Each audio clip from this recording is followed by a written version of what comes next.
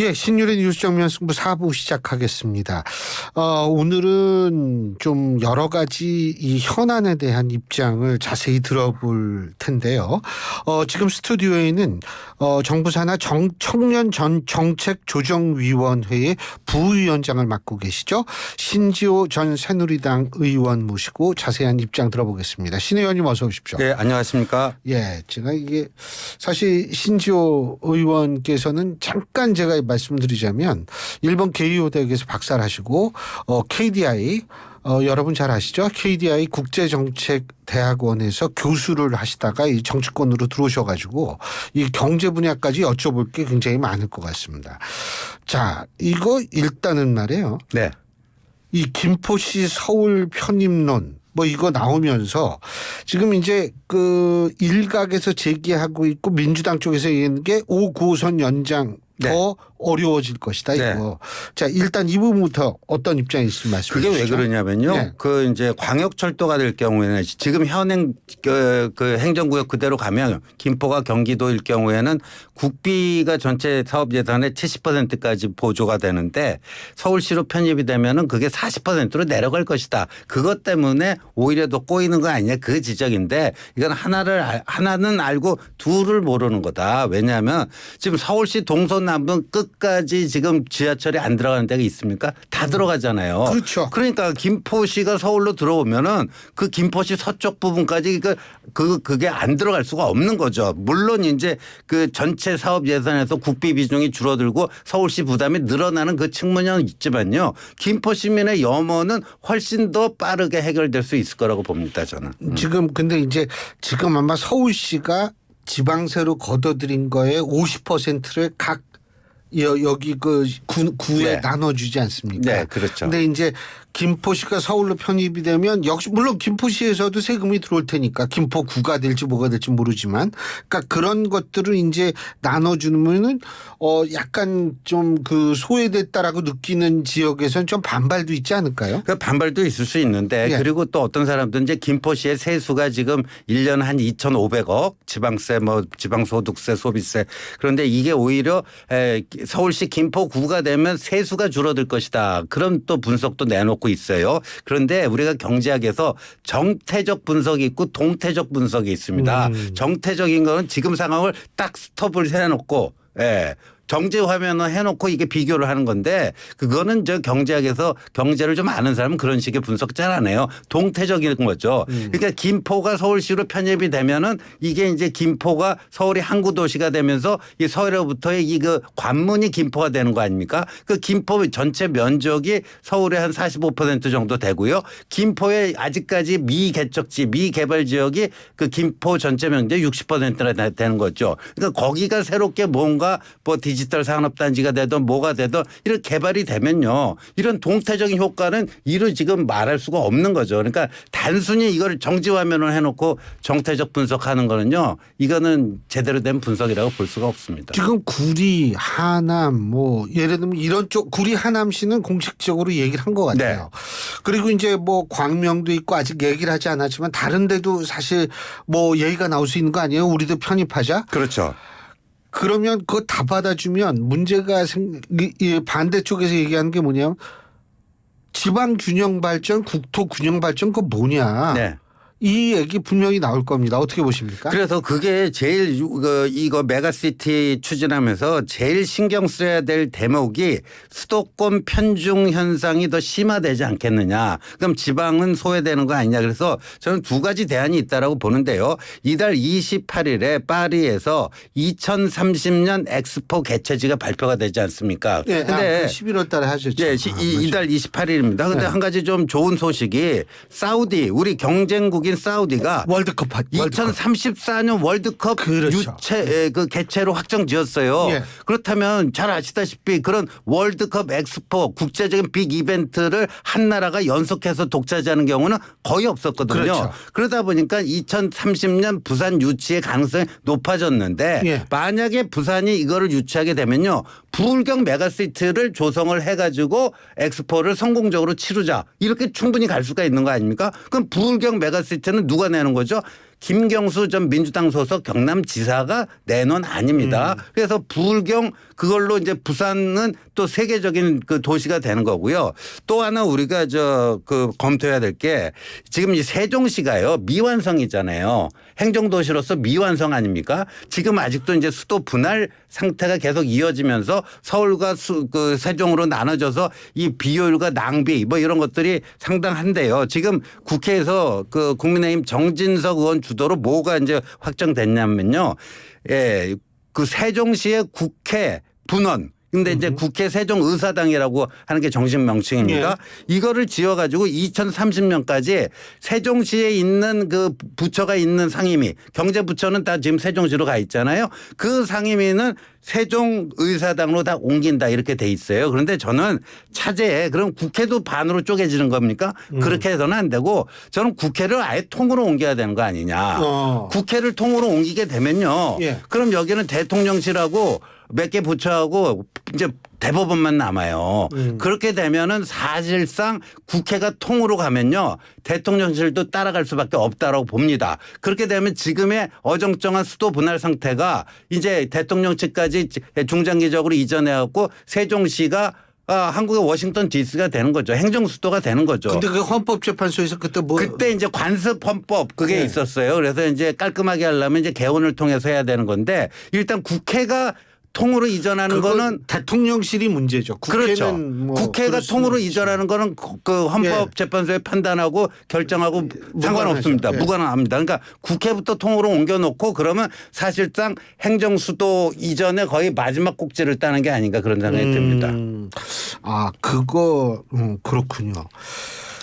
그 일단 공매도 문제는 오늘부터 시작인데 그건 잠깐 어떻게 간단하게 좀 짚어주시죠. 아니, 이것도 총선용이라는 얘기를 하지 않습니까? 아니 그러니까 선거 앞두고 뭐 선거 의식 안 하는 게 솔직히 어디 있겠습니까? 이게 뭐 메가시트도 그렇고요. 그러니까 그거 아니라고 저는 뭐 그렇게는 얘기를 않겠습니다만 그런데 우리 1,400만 개미 투자자들의 원성이 제일 높았던 게 이 공매도 아닙니까? 이 공매도는 개미 투자자가 뭐 어떻게 이렇게 그 장난칠 수가 없는 거고 이 큰 손들 작전 세력들이 이거 가지고 장난을 많이 치고 시세 조정을 해가지고 그 피해가 고스란히 1,400만 개미 투자자로 넘어오기 때문에 전가되기 때문에 이건 옛날부터 말이 좀 있었던 거예요. 그리고 우리 이제 자본시장 좀 선진화 차원에서도 이 문제는 근원적인 해결책을 만들어야 되는데 지금 일단은 한시적으로 뭐 내년 6월까지 중단한다. 그래서 오늘 뭐 코스피 5% 급등. 코스닥 뭐 7%. 사이드카 발동했어요. 3년 5개월 만에 사이드카 발동되고 뭐 나쁘지 않잖아요. 예. 그렇죠. 자, 오케이, 알겠습니다. 아니, 이렇게 한마디로 딱 정리해 주시니까 할 말이 없어졌어요. 예. 자, 당내 현안도 조금 좀 여쭤볼 텐데요. 일단 첫 번째로 여쭤보는 게 이준석 전 대표 신당 만들 거라고 보십니까? 예, 만들려고 굉장히 애를 쓰고 발버둥을 치는데요. 이게 이뇨한 위원장에게 영어로 그 모욕적 언행을 한 것이 이게 자승자박이 되고 있다. 본인의 탈당 명분이 없어졌다. 이뇨한 위원장에게 그 영어로 모욕적 언사를 한 것이 본인의 탈당 명분을 완전히 없애버렸다. 탈당 명분이 뭐였는데? 이게 그런 거 아닙니까? 계속 자기를 구박하고 핍박하고 내치고 이른바 꼰대 선배 정치인들이 이 청년 정치인의 그런 거를 제대로 이해를 못 해주면서 뭐 하니까 자기는 딴 살림 차릴 수밖에 없다. 이런 모양새가 나와야 되는데 오히려 이뇨한 위원장에 가갖고 그냥 뭐 귀싸대기 한 대 맞고 온 사람 아닙니까? 그러니까 오늘부로요. 그러니까 그 지난주 토요일 부산 경성대에서 있었던 그 사건으로 인해서 이준석과의 갈등은 정치 노선상의 갈등이 아니라 사람 됨됨이의 문제가 되어버렸어요. 인성의 문제가. 그래서 이제 이준석 전 대표에 대한 최소한의 동정 여론 이런 것들은 그 국민의힘 전통적 지지층에서는 거의 이제 제로로 돼버린 게 아닌가 보여집니다. 예. 환자는 서울에 있다. 네. 환자는 그 누가 봐도 뭐 대통령 가리키는 거 아니겠습니까? 예. 근데 뭐 이뇨한 위원장이 뭐 오늘 어디 인터뷰에서 내가 의사인데 환자는 부산에 있더라. 마음이 아픈 사람이 환자 아니겠느냐. 예. 근데 이뇨한 위원장은 하여간 끝까지 이준석 전 대표 신당을 창당하는 날까지 포용을 하도록 노력하겠다. 이거는 뭐 어떻게 뭐라고 보세요? 그거는 더 노력을 해야 되겠죠. 왜요? 그러니까 왜냐하면은 여기서 하면은 그냥 한 번 그냥 일회성으로 하고 뭔가 이제 이준석을 어떻게 잡기 위해서 뭐 진정성 없는 일회성 노력 아니냐 이런 비판이 좀 나올 수 있을 테니까 이걸 또 계속하는 거고 오늘 또 제가 아침에 다른 그 방송사 가갖고 이뇨한 위원장을 잠깐 봤어요. 잠깐 봐갖고 제가 부산 가서 욕 보고 오셨습니다 그랬죠. 예. 그리고 그 이뇨한의 인자가 참을 인자가 돼버렸다. 이뇨한의 인자가 참을 인자가 돼버렸는데 예. 겉으로는 당한 것 같지만요. 이게 정치적으로는 굉장히 큰 성과를 낸 겁니다. 왜냐하면 이준석의 탈당 명분을 완전히 없애버렸어요. 이렇게 당하는 모습이 그거는 뭐 이뇨한 위원장이 의도한 바가 아닌데 이준석의 도를 지나친 행동으로 인해서 그렇고 얘기 보니까요. 이준석 아버님한테도 연락을 드렸고요. 그 동원할 수 있는 이뇨한 위원장이요? 예, 예. 본인이 직접 그 이준석 아버지를 알지는 못한답니다. 근데 한 달이 건너갖고 그 계속 보냈고 그거 말고도 여러 루트를 통해서 만나자고 거의 그냥 통사정을 했는데도 그냥 X표 치니까 그래서 어쩔 수 없이 그 경성대에 갈 수밖에 없었고 그러니까 이준석 전 대표는요 그때 그 영어 그 면박 주는 게 즉흥적인 게 아니라 이미 이뇨한 위원장이 올 거라는 걸 예상하고 그렇게 준비한 거 아닌가 보여집니다. 그런데 탈당 명분은 없어졌지만 예. 명분이 없어졌다고 해서 그러면 지금 상태에서 이준석 전 대표가 계속 국민의힘에 남아 있는다? 그것도 좀 좀 어떻게 보세요? 그러니까요. 그 남아 있기는 힘들 거예요. 그러니까 이준석 전 대표가 굉장히 지금 딜레마에 빠진 거예요. 예, 나가기로 이미 작심을 전 했다라고 봐요. 그런데 이게 여러 가지 이제 흐름을 보고 있다가 이제 이뇨한 위원장의 이런 수에 어떻게 보면 스텝이 꼬여버린 건데 그런데 그 국민일보와의 인터뷰에서 말이에요. 만약에 신당을 창당한다면 창당 명분이 뭐냐 물어보니까 보수의 절멸을 막기 위해서라는 거예요. 보수의 절멸. 그러니까 자기가 진정한 보수 참보수고 뭐 윤석열 대통령 같은 분들 뭐 이런 분들은 다 사이비 보수다 뭐 그런 의미 아니겠어요? 그러니까 자기가 참보수니까 밖에 나가서 신당을 만들어서 보수의 절멸 이거를 막겠다는 건데 근데 좀 재밌는 게요. 그 다음 얘기가 뭐냐 그럼 누구랑 같이 할 거냐 비명계하고도 만나고 있다 이런 얘기를 했잖아요. 그럼 비명계가 이준석하고 보수의 절멸을 막기 위해서 신당을 만들려나요? 도대체 무슨 얘기를 하는지 모르겠어요. 예. 지금 혁신위는 잘하고 있다고 평가하십니까? 저는 기대 이상이라고 봅니다. 그다음에 이뇨한 위원장이 이걸 보면요. 거의 약간 능구렁이가 한 몇 마리 들어가 있는 것 같기도 보이고요. 이게 정치판의 산전수전을 겪어보지 않는 사람이 어떻게 저런 그 언행이 나올 것인가 굉장히 저는 지금 연구 대상입니다. 네. 그렇군요. 근데 이제 하나씩 들어가 보면 자, 일각에서는 말이에요. 네. 지금 이제 국회의원 정수 10% 축소, 국회의원 월급 깎겠다 이런 거는 국민의힘 개혁 혁신을 하는 것이 아니고 국회를 혁신하는 것이다. 그렇죠. 이런 얘기가 나오는데 그 왜 국민의힘 혁신이가 그런 얘기 하느냐 이런 얘기 나오거든요. 그런데 그 혁신이라고 하는 거는요. 그 당 혁신도 있지만 그 국회의원들이니까 국회 혁신 얘기도 같이 나눌 수밖에 없고 그러니까 국회의원 특권 폐지 뭐 축소 뭐 이런 거는 안 다룰 수가 없는 거고 그러니까 지난 그 혁신위 안건 2호가 그건데 거기에 보면 뭐 현역 의원들 평가에서 하위 20%를 아예 그냥 공천에서 컷오프 시킨다. 요거는 이제 당내 개혁이고요. 그다음에 뭐 이제 구속 그 수사를 받게 될 경우에 세비 그냥 빵원 받도록 네. 뭐 이런 건 또 국회 개혁에 같이 이제 섞여 있는 거죠. 3호는 아마도 그 청년 정치인들을 어떻게 과감하게 등용할 것인가 그게 지금 준비되고 있는 것 같아요. 근데 거기서 또 뭔가 좀 세간의 주목을 끌 수 있는 그 혁신안이 나오면은 이준석의 입지는 더 줄어들 수밖에 없죠. 그리고 또 하나는 뭐냐면 예를 들면 동일 지역 3선 연임 뭐 금지 얘기도 잠깐 나왔었고 요거는 제가 나중에 또 따로 띄어서 여쭤볼 텐데 친윤들의 어떤 이 불출마하고도 험지 출마 얘기가 나왔어요. 예. 근데 제가 지금 여기서 여쭤볼 건 뭐냐면 요거는 혁신안이 아니라 일단 얘기를 한 거고 혁신안으로 한 거는 뭐 예를 들면 10% 국회의원 축소 뭐 이런 건 혁신 아니라고 그러는데 그렇죠. 왜 요거는 혁신안에 포함을 안 시키고 얘기를 일단 띄우고 요런 건 혁신안으로 하느냐. 네. 이 부분에 대해서 문제 제기하는 측도 있더라고요. 네, 그런데 그거는 이제 사람 문제다 보니까 그다음에 최종적인 그 결정의 주체는 본인 당사자들 아니겠습니까? 그러니까 네. 혁신안에 당 공식 기구인 혁신위의 혁신안에 어떤 특정인의 이름을 열거하면서 당신이 어떻게 해라 이렇게 하는 건 좀 지나치다. 이거는 어떻게 보면 그 사람의 최소한의 자율적 판단 그 권한마저도 이쪽에서 뭐